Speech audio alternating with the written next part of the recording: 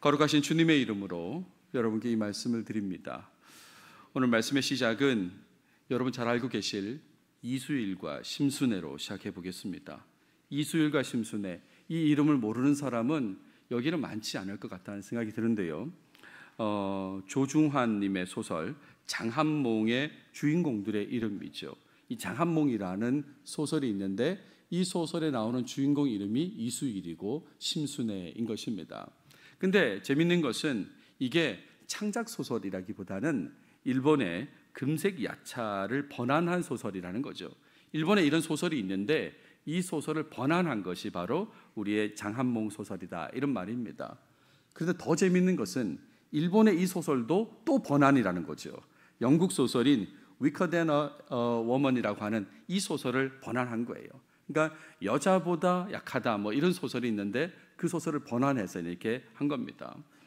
내용은 다 아실 거예요. 이수일과 심순애는 결혼을 약속한 사이입니다. 근데 그 사이에 누가 등장합니까? 김중배라는 사람이 등장합니다. 그리고 심순애는 김중배를 알게 된 뒤에 결국 김중배하고 결혼을 하게 되죠. 이걸 심파극으로 만들어서 변사가 얘기할 때 변사가 항상 얘기하는 게 있지 않습니까? 뭘까요? 사랑을 따르자니 돈이 울고 돈을 따르자니 사랑이 우는구나. 그래서 누가 울었어요?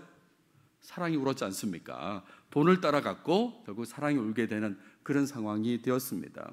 돈에 한이 맺힌 이수일은 고리대금업자가 되었다는 내용이 이제 이어집니다. 그런데 여러분 잘 아시는 대로 심순애는 결혼 생활을 실패하게 됩니다. 그리고 이수일을 찾아와서 용서를 구하게 되죠. 그 용서를 구할 때 이수일은 어떻게 반응합니까? 매우 냉담하게 대하게 됩니다. 그때 나왔던 유명한 대사, 여러분 잘 알고 계신 그 대사, 순애, 김중배의 다이아몬드 반지가 그렇게 좋더냐? 이거 물어보라 말하죠. 좋았으니까 갔잖아요. 근데 그걸 그렇게 물어보고 있습니다. 근데 이걸 사람들이 다 기억하는 거예요. 왜냐하면 이 한마디로 앞에 내용이 다 해결되거든요. 다 안 읽어봐도 돼요. 그 다이아몬드 반지 때문에 딴 사람한테 시집 갔구나, 다 알 수 있다, 이런 말입니다. 그렇게 얘기하죠. 그러니까 이수일이 받아주지 않으니까 심순애는 어떻게 하죠? 대동강에 투신 자살을 시도하는데 또 자살도 실패하게 되는 그런 상황입니다. 그리고 이수일도 마음이 편치 않아요. 신경쇠약을 겪다가 휴양 생활을 하게 되고 결국에는 절망적인 삶의 끝에서 마침내 두 사람이 화해와 용서로서 결합한다더라 하는 것이 이 소설의 내용입니다. 오늘 장한몽 설교하는 거 아니지 않습니까? 아무튼 그런 내용이 있다는 걸 먼저 설명을 드리는 건데, 제가 이 장한몽을 찾아보면서 재밌게 생각한 것은 놀랐습니다. 여러분, 애들이 부르는 노래 중에 한국을 빛낸 100명의 위인들 있잖아요. 거기에 들어간다는 거예요. 이수일과 심순애가. 만세만세 유관순 도산안창호, 어린이날 방정환, 이수일과 심순애. 아니, 가상인물인데 왜 여기다 넣어놓은 거예요? 예? 지금 소설 속의 인물인데 왜 한국을 빛낸 백인이라고 하는지 그걸 잘 모르겠습니다. 또 빛냈다고 말할 수 있을까? 이런 생각도 드는데, 아무튼 여러분 주목하셔야 되는 건 심순애가 이수일의 다리를 붙잡고 매달리는 장면을 한번 주목해 보세요. 다시 돌아와서 자기를 받아달라고 하면서 이수일의 다리를 붙잡고 매달리는 그 장면. 그때 이수일의 반응이 뭘까요? 예? 놓아라. 이게 이수일의 아주 짤막한 반응이지 않습니까? 나를 다시 받아달라고 했을 때 놓으란 말이야, 놓으라. 지금 목사가 왜 저런 얘기를 할까 생각 드시죠, 그죠? 이 장면, 바로 이 장면처럼 보이는 내용이 오늘 본문에 등장하기 때문에 그렇습니다. 심순애가 이수일을 붙잡고 이렇게 할 때 이수일이 놓아라고 하는 그 장면 같은 내용이 오늘 본문에 등장합니다. 부활하신 예수님을 붙잡는 막달라 마리아가 등장하고 붙잡지 말라고 말씀하시는 예수님이 등장하는 게 오늘 짧은 본문에 등장하는 내용이다, 이런 말이에요. 근데 이해하기 쉽지 않은 내용입니다. 그래서 따로 분리해서 지금 다루려고 하는 거예요. 안 그랬으면 지난 시간에 막달라 마리아가 예수님을 만난 장면에서 18절까지 다 끝냈을 거예요. 근데 요 부분이 어려워서 지금 따로 떼서 말씀을 드린다, 이런 말입니다. 요한복음을 잘 이해하기 위한 또 하나의 고비라고 저는 여겨서 이렇게 따로 분리를 했습니다. 이 고비를 넘어가야 되는데 라고 생각했다, 이런 말이에요. 올해 2월 12일 주일 예배 때 고비를 넘어라는 제목으로 말씀을 드렸습니다. 요한복음 16장 5절의 말씀이죠. 지금 내가 나를 보내신 이에게로 가는데 너희 중에서 나더러 어디로 가는지 묻는 자가 없고. 예수님께서 실수하셨나? 왜 묻는 자가 없다고 하셨지? 그 앞서서 물었지 않습니까? 코바디스, 어디로 가십니까? 주님 어디로 가십니까? 라고 물었는데 왜 나더러 어디로 가는지 묻는 자가 없다고 했을까? 이건 요한복음을 이해하는데 하나의 고비였습니다. 그때 제가 어떻게 설명을 드렸습니까? 이 묻는 자가 없다는 말은 지금이라는 단어하고 연결해야 된다. 지금 묻는 자가 없다. 왜요? 지금은 다 이해했기 때문에. 그래서 지금은 묻는 자가 없다. 이렇게 이해해야 된다는 말씀을 드렸어요. 그리고 6월 달에도 한 번 더 설교했습니다. 6월 18일 날 고비를 넘어 두 번째라는 제목으로 말씀을 드렸는데, 이때는 이 요한복음 18장 가지고 얘기했어요. 이 제자는 대제사장과 아는 사람이라 예수와 함께 대제사장의 집들에 들어가고 그랬습니다. 이 사람, 사랑하는 제자 사도 요한인데 갈릴리 어부였던 그 사람이 어떻게 당시 최고 권력자인 대제사장 안나스를 알고 있을까? 어떻게 알고 있을까? 이 부분이 해결이 안 되는 거예요. 그래서 제가 어떻게 말씀을 드렸습니까? 물고기를 판매하는 사람으로서 단골 관계였을 것이다 라고 그렇게 추정해서 이해한다고 말씀을 드렸습니다. 어떻게든 그 고비를 넘어가야 되니까요. 그리고 또 맞이한 고비가 20장에 나오는 겁니다. 오늘 본문이 고비다 이런 말이에요. 이렇게 얘기하면 여러분 중에는 저는 고비라고 생각하지 않습니다, 한 번도 고비라고 생각 안 했는데요, 이렇게 생각할 분도 계실지 모르겠어요. 근데 그는 성경을 이렇게 자세하게 보지 않아서 그냥 슬쩍슬쩍 보시니까 고비처럼 안 느껴져서 그런 거지, 자세히 보면 정말 이해하기 힘든 부분이 생기는 겁니다. 본문을 잘 이해하려는 마음으로 보자면 정말 고비처럼 보일 거다 이런 말이죠. 그래서 그걸 좀 해결하면서 고비를 넘어가면서 본문을 이해해 보도록 하겠습니다. 본문을 보시면 부활하신 예수님에 대한 얘기를 계속하고 있습니다. 지난 시간에는 부활하신 예수님을 만난 장면을 보았죠. 막달라 마리아가 다시 무덤을 찾았습니다. 울면서 무덤 안을 보다가 천사들을 또 보게 됐고 대화도 했습니다. 그리고 예수님을 만나게 되었어요. 처음에는 예수님을 알아보지 못했습니다.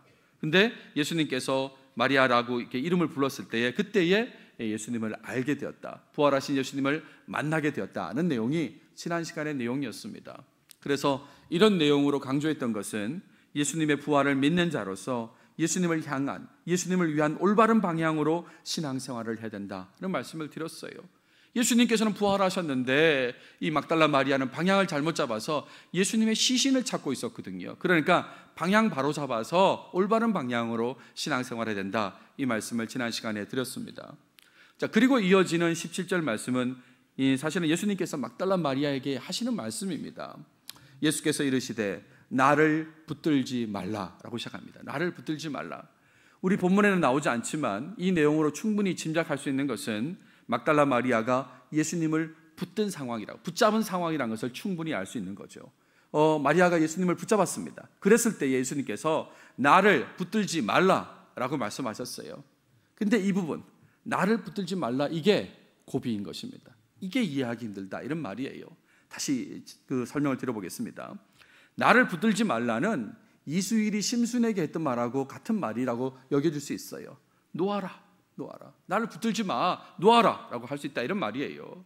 이 붙들다라는 이 동사는 헬라어로 합토라는 동사인데, 좀 더 다르게 설명드리면 만지다는 동사예요. 손을 대다는 동사고 때로는 껴안다는 동사에도 이렇게 의미로도 사용할 수 있습니다. 그러니까 나를 붙들지 말라는, 다르게 얘기하면 만지지 말라는 거예요. 나를 만지지 말라, 예수님께서 그렇게 말씀하셨다 이런 말입니다. 이게 고민이 돼요. 왜 그랬을까? 예수님께서는 막달라 마리아에게 왜 만지지 말라고, 붙들지 말라고 말씀하셨을까? 혹시 그런 거에 대한 대답을 가지고 계신 분이 있습니까? 왜 그랬을까? 더더군다나 더 어렵게 만드는 건 다음 시간에 보게 되겠습니다만 도마와 관련된 이야기예요. 도마에게는 다르게 말씀하셨거든요. 뭐라고 말씀하실까요? 27절에 보세요. 도마에게 이르시되 내 손가락을 이리 내밀어 내 손을 보고 내 손을 내밀어 내 옆구리에 넣어보라 그랬잖아요. 만져보라는 거예요. 도마한테는 만져보라 그러고 왜 이 만진 지금 막달라 마리아에게는 만지지 말라고 그러고 그랬을까? 이 부분이 해결이 안 되는 겁니다. 그래서 고비라고 제가 말씀을 드리는 거죠. 혹자는 부활의 몸이기 때문에 그렇다라고 해요. 부활의 몸, 신령한 몸이기 때문에 만지지 말라고 하신 거라면, 그렇다면 도마에게도 동일하게 말씀하셨어야 되는 거죠. 이 부활의 몸은 만지면 안 되는 거야, 만지지 마. 그랬으면 도마에게도 만지지는 말고 보기만 하라고 그렇게 하셨어야 되는데, 도마에게는 넣어보라고, 만져보라고 그랬지 않습니까? 이 부분이 해결되지 않는 그런 고비다, 이 말입니다. 그래서 뒤에 나오는 내용으로 아직 올라가지 않은 몸이기 때문에 만지지 말라고 한 게 아니냐라고 또 그렇게 설명하는 사람이 있어요. 왜냐하면 오늘 본문 다음에 만지지 말라고 하신 다음에 올라가지 않았다라는 내용이 나오거든요. 그래서 예수님의 몸이 승천하지 않았기 때문에 만지지 말라고 하셨다라고 이해하려는 사람이 있는데, 그것도 마찬가지죠. 똑같이 도마에게도 적용해야 되는 것입니다. 도마에는 만지라고 했으니까, 그러니까 이건 해결이 안 되는 거예요. 그래서 학자들 중에는 정말 장난 같은 이야기지만 이렇게 말하는 사람도 있습니다. 도마 때는 올라가셨다가 오신 몸이다, 이렇게 말하는 사람도 있어요. 그러니까 마리아 때는 아직 안 올라가셨고 도마는 좀 시간이 있으니까 예수님이 올라가셨다가 내려오셨다는 거예요. 이게 말이 됩니까? 말이요. 그 중요한 사건을 언급하지 않을 이유가 있을까요? 예수님께서 부활하고 승천하시는 게 중요한 사건인데 승천하신 거를 얘기 안 하고 지금 바로 도마 이야기를 할 이유가 없다, 이런 말입니다. 게다가 올라갔다 온 몸은 만져도 되는 겁니까? 그러면 다 부활하신 몸인데, 근데 승천하기 전 몸은 만지면 안 되고 승천하신 후의 몸은 만져도 되는가? 이 부분에 대해서도 명쾌한 대답을 줄 수가 없는 겁니다. 만지지 말라, 붙들지 말라는 말씀 뒤에 이어지는 올라가신다라는 그 내용은 만지는 동작하고 관련된 것이라고 보기는 힘든 거예요.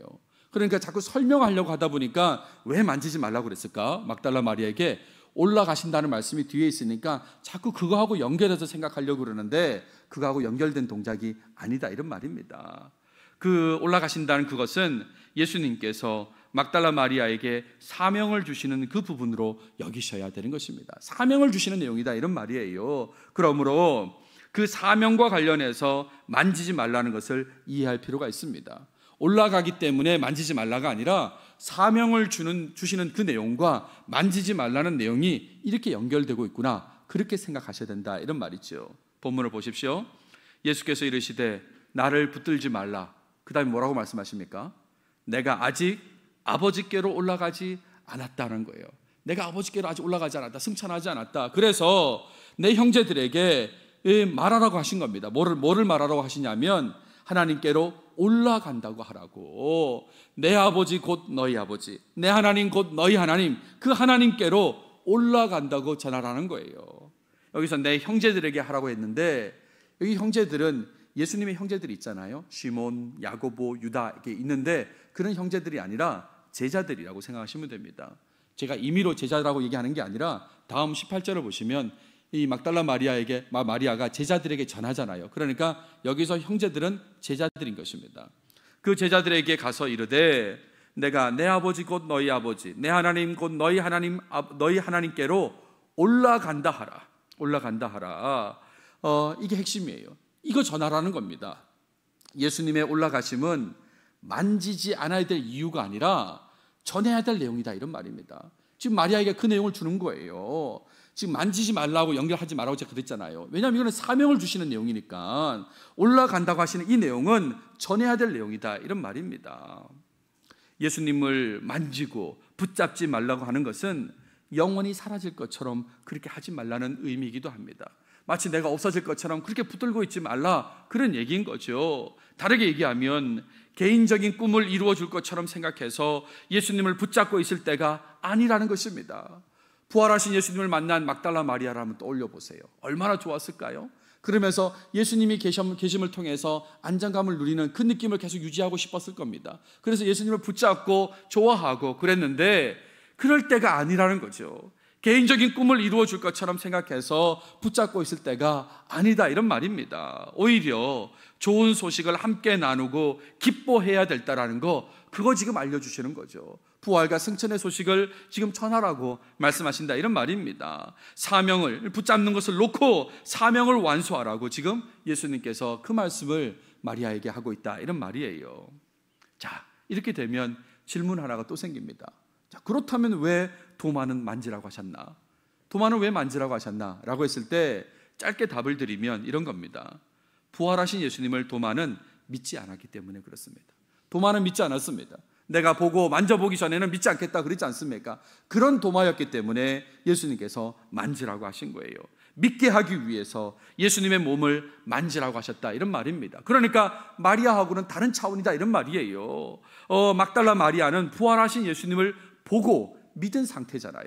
처음에는 알아보지 못했지만 마리아라고 한 이름 부르는 그 음성을 듣고 예수님을 알아봤습니다. 부활하신 예수님을 믿었다, 이런 말이에요. 다만 올라가신다는 것을 몰랐어요. 승천하신다는 걸 몰랐습니다. 그래서 예수님을 붙잡고 있었다, 이런 말입니다. 이에 대해서 사명을 주시려고 한 것이 오늘 본문의 내용이거든요. 그러니까 만지지 말고 붙잡지 말고 사명을 완수하라고 그 말씀을 주셨다, 이런 말이에요. 도마의 얘기하고 이렇게 상충되는 내용이 아니다, 이런 말입니다. 그리고 18절을 보십시오. 말씀하신 그대로 반응하게 됩니다. 막달라 마리아가 가서 제자들에게, 그렇죠, 제자들에게, 앞서 예수님은 내 형제들이라고 표현했는데 그 형제들, 제자들에게 내가 주를 보았다 하고 먼저 이 얘기를 합니다. 내가 주를 보았다고. 부활하신 주님을 처음 보고 믿은 자의 증언입니다.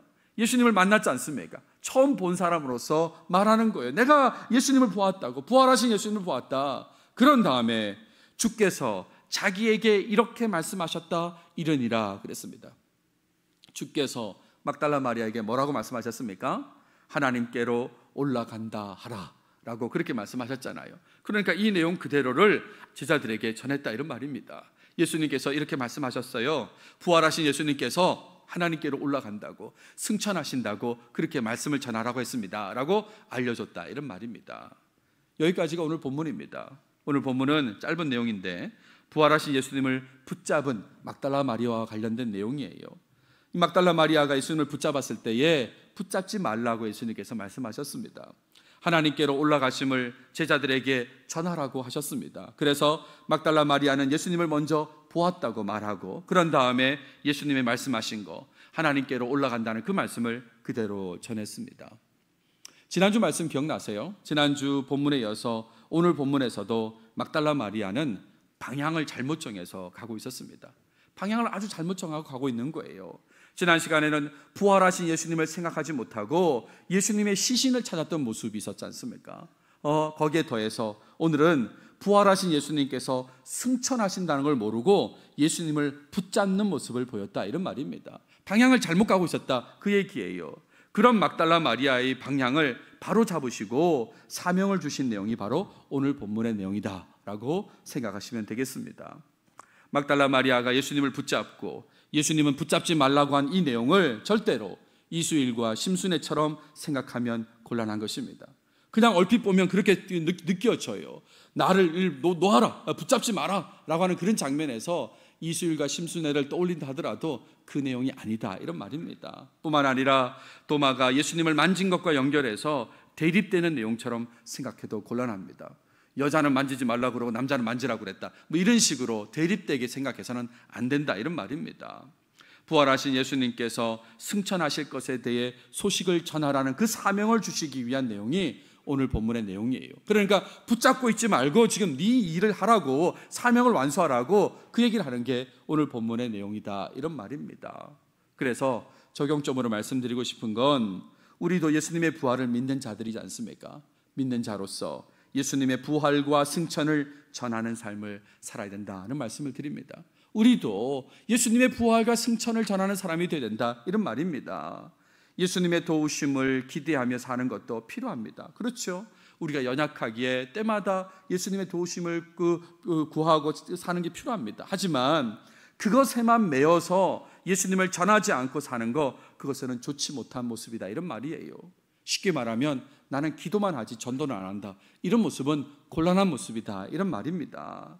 예수님의 부활과 승천을 알고 있다면 혼자만 알고 있어서는 안 된다, 이런 말이에요.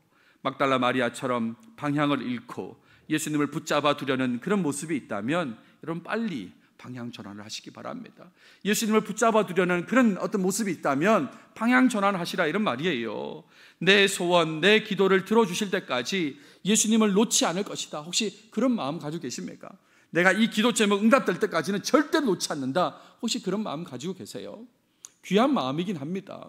야복 강가에서 야곱이 나를 축복하지 않으시면 내가 절대로 건너가지 않겠다고 하는 그런 마음처럼 간절하게 구할 수 있습니다. 근데 여러분, 간절한 모습이긴 하지만 여기에만 매달려서 예수님을 전하지 않는 삶을 산다면, 그렇다면 예수님께서는 말씀하실 거예요. 놓으라고.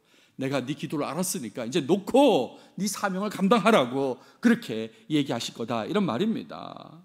여러분, 신앙생활이라고 하는 건 내가 겪고 있는 문제, 어려움을 해결하기 위한 기도에 응답받기 위해서 하는 것이 아닙니다. 신앙생활을 많은 사람들이 그렇게 생각할 때가 있어요. 기도에 응답받기 위해서 하는 것처럼 그렇게 사는 모습들이 있는데 절대 그렇지 않습니다. 만약 그렇다면 여러분, 응답받으면 어떻게 할까요? 해결되면 그 다음에는 어떻게 할 겁니까? 지금 이 문제가 해결되길 바래요. 이 어려움이 해결되길 바래요. 그것 때문에 신앙생활 하는 것처럼 열심히 해요. 근데 해결되었어요. 응답 받았어요. 그럼 그 다음에 뭐 할까요? 그때부터는 또 다른 어려움이 생길 때까지는 휴식 시간입니까? 조금 쉬어도 되는, 좀 열심히 안 해도 되는 그런 시간이라고 혹시 생각하십니까? 이렇게 하면 예수님을 기쁘시게 하는 신앙생활은 할 수 없다는 것을 아셔야 하는 것입니다. 막달라 마리아가 부활하신 예수님을 붙잡듯이 자신의 소원 성취를 위해서 예수님께 간절히 매달리기만 한다면, 그 다음에 응답받아서 소원 성취 후에는 예수님과 멀어지는 모습이 생긴다면, 그렇다면 여러분, 이것은 간절히 매달리는 모습이 가능하면 예수님을 찾지 않는 시간이 길어지길 바라는 것과 같다, 이렇게 말할 수 있는 것입니다. 주님 소원 들어주십시오 라는 말은 바꿔 얘기하면 더 이상 주님 찾지 않게 해주십시오, 주님 안 찾게 해주십시오, 이런 기도하고 같다는 얘기라, 이런 말입니다. 주님 이 소원 정말 들어주셔야 됩니다. 안 들어주실 때까지는 내가 멈추지 않겠습니다 라는 말은 이후에는 주님 찾지 않는 시간을 좀 더 길게 갖고 싶습니다, 이런 거하고 같다, 이런 말이죠. 그러니까 우리 신앙생활의 목표가 이건 아닌 거다, 이런 말입니다. 우리 신앙생활의 방향, 목표는 예수님과 가까워지는 것이어야 됩니다. 너무나 단순하죠. 우리의 목표는 이거여야 되는 겁니다. 예수님과 가까워지는 것이 우리 신앙생활의 목표다, 이런 말이에요. 그러니까 어려움이 있어도 어려움이 없어도 관계없습니다. 어떤 상황이어도 항상 예수님과 친밀하려고 하는 게 우리 신앙생활의 목표다, 이런 말이에요. 그럴 때에 간절히 구하기도 하고, 때로는요 또 예수님께서 맡기신 사명을 잘 감당할 수도 있는 것입니다. 그러려고 하는 거예요. 예수님과 친밀하려고 하기 때문에 맡기신 사명도 감당하려고 하는 겁니다. 바꿔 얘기하면 예수님을 사랑하는 자로 살게 될 것이다, 이런 말이에요. 여러분 잘 알고 계시는 찬송가 442장을 한번 떠올려 보십시오. 저 장미 꽃 위에 있으리라는 찬송가인데 잘 알고 계실 거예요. 3절 가사를 한번 떠올려 보십시오. 뭐라고 되어 있습니까? 밤 깊도록 동산 안에 주와 함께 있으려 하나. 주님 붙잡고 주님 만지면서 밤 깊도록 그냥 그곳에 있고 싶은데 괴로운 세상에 할 일 많아서 날 가라 명하신다. 이제 놓고 가라고, 일하라고, 사명 감당하라고, 그렇게 말하는 것이 이 3절 가사예요. 우리 이 가사로 찬송 부르지 않습니까? 예수님과 친밀해져서 더욱 예수님을 위해서 애쓰는 모습, 그런 모습을 보이며 사시는 여러분들이 다 되시길 바랍니다. 부활과 승천의 소식, 그 소식을 전하는 모습이 여러분 삶에 나타나시길 바라요. 그게 바로 사명을 완수하는 모습이다, 이런 말입니다. 우린 지난 주일 그리고 월요일에 전교인 수련회를 다녀왔습니다. 그리고 그 수련회 속에서 여러 가지 즐거운 시간도 있었고 또 의미 있는 시간도 있었습니다. 개인적으로 저는 담임 목사로서 비전을 선포했습니다. 5년의 목회를 마치고 새로운 또 시간을 지나가면서 비전을 선포했는데 가장 핵심은 목양교회를 내 교회로 생각한다는 것입니다. MYBC라고 생각되는 그 요약되는 우리 목양침례교회 이름에 내 교회라고, 마이 철치라고 그렇게 비전을 정했습니다. 목양교회는 내 교회입니다. 그런데 그냥 내 교회가 아닌 것입니다. 그냥 말로만 내 교회, 구경꾼처럼 관망하는 사람처럼 그냥 내 교회야가 아니라 내가 정말 소속된 교회로서의 내 교회를 말하는 거죠. 내가 소속된 교회입니다. 정말 내 교회인 것입니다. 그래서 그렇게 소속된 자로서 교회 기능을 충실하게 감당해야 된다고 말씀을 드렸습니다. 특별히 이 알파벳 M과 관련해서는 제가 미셔널 처치라고 제가 말씀을 드렸습니다. 미셔널 처치, 선교하는 교회가 우리 교회의 비전인 것입니다. 해외 선교, 무슨 도움 이런 것도 필요하지만 여러분 개개인과 관련해서는 전도가 필요하다는 말씀을 강조했어요. 전도하지 않는데 무슨 선교하는 교회입니까? 선교 지향적인 교회를 얘기하면서도 아무도 전도하지 않아요. 세월이 흘러도 전도하지 않고 그냥 기존의 신앙인들만 우리 교회에 오는 모습, 그래서 그냥 교회인 숫자가 좀 늘어나는 모습, 그걸로 만족하고 있다 이런 말이죠. 그래서 곤란하다는 말씀을 드리면서 개인 전도가 필요하다. 선교 지향적인 교회, 선교하는 교회는 개인 전도가 필요하다. 그래서 개인적으로 최소 몇 명 이상은 복음을 전했으면 좋겠다, 전도했으면 좋겠다 말씀을 드렸잖아요. 이렇게 말씀을 드리면 요즘 그런 방법 쓰지 않습니다, 그렇게 잘 안 합니다 라고 말씀하실 분이 있을지 모르겠어요. 여러분 사도 바울의 말을 주의 깊게 보십시오. 뭐라고 했습니까? 하나님께서 전도에 미련한 것으로 믿는 자들을 구원하시기를 기뻐하셨도다. 미련하게 보이는 거예요. 근데 그 미련한 것으로 사람들을 구원하시기를 하나님께서 기뻐하셨다는 거 아닙니까? 하나님께서 기뻐하시는 일을 왜 안 합니까? 그렇잖아요. 전도의 일을 해야지요. 특별히 부활과 승천의 소식을 전해야 되지 않겠습니까? 여러분 이 일에 뒤로 빼지 마십시오. 우리가 마땅히 해야 될 일이다 이런 말입니다. 다시 말씀드려요. 무엇을 전할까요? 무엇을? 그것은 예수님의 부활과 승천을 전하셔야 되는 것입니다. 나를 위해서 십자가에서 죽으시고 이후에 부활하시고 승천하셨다는 그 내용을 기쁜 소식으로, 좋은 소식으로, 복음으로 전해야 된다 이런 말입니다. 그럴 때에 나의 모든 것을 책임져 주시는 은혜를 누리게 되실 거예요. 주님께 기도하다가 이걸 놓고 사명을 감당하면, 기도 안 하면 안 될 것 같지만 아니에요. 이 사명을 감당하면 이미 들으신 예수님께서 내 모든 것을 충분히 이해하시고 채워주실 거다 이런 말입니다. 어쩌다가 상황에 떠밀려 가지고 어려움을 해결하기 위한 기도에만 머무는 사람, 그런 사람은 아무도 없길 바랍니다. 누구에게나 어려움은 찾아오는데 그 어려움에 떠밀려서 그걸 해결하기 위해서 기도에만 머무는 사람, 예수님만 붙들고 있는 모습, 거기는 그런 모습은 아무도 없길 바란다 이런 말입니다. 그 모습은 예수님을 붙잡는 모습이에요. 부활과 승천의 소식을 전하면서 예수님을 드러낼 때에 예수님께서는 나의 모든 것을 책임져 주실 것입니다. 여러분 이걸 꼭 믿으셔야 돼요. 주님께서 사명 주시면서 책임 안 지시고 사명 주시겠습니까? 개입하셔서 생각지도 못한 방법으로 다 해결해 주실 것입니다. 제가 지난 금요 기도회 때 그 말씀을 드렸어요.